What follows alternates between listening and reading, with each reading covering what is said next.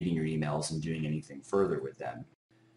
Many new marketers, they get very excited at seeing some sales coming off an email message, and they just figure, well, hey, if it worked today, it'll probably work tomorrow.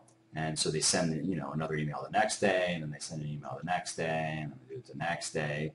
This is a guaranteed way to ruin the relationship with your customers and with prospects, because if you send too many emails to them, they're just going to unsubscribe from your list. They're just going to get annoyed.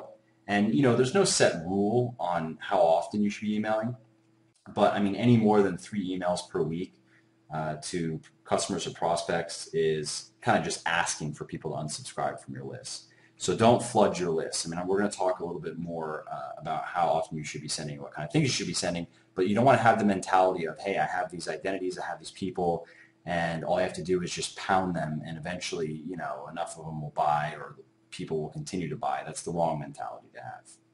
The right mentality, or the right attitude, is that you want to be respectful of your customers and of your prospects, and kind of appreciative of their choice to be on your list, or the fact that they've remained on your list and that they read your emails and care what you have to say.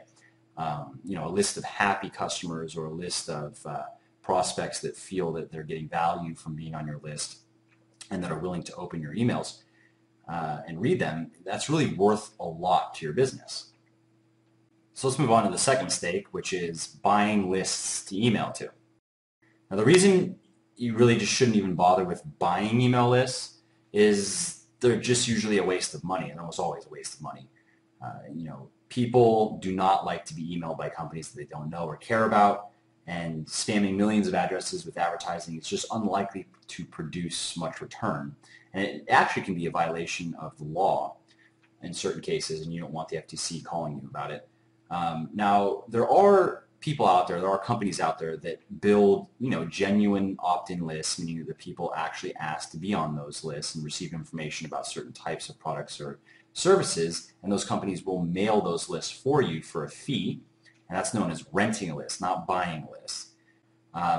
Buying lists where you actually get the list of email addresses, give you the list. Here's the list of 10,000 email addresses, and you do whatever you want with it. Those are very low quality lists, and I wouldn't bother with it. But even renting lists, it's becoming harder and harder to make that work. But if you're going to go down that path of, it's kind of like the outbound marketing path, you definitely want to rent lists, not buy them. So let's go on to the third mistake here, and that is being sloppy.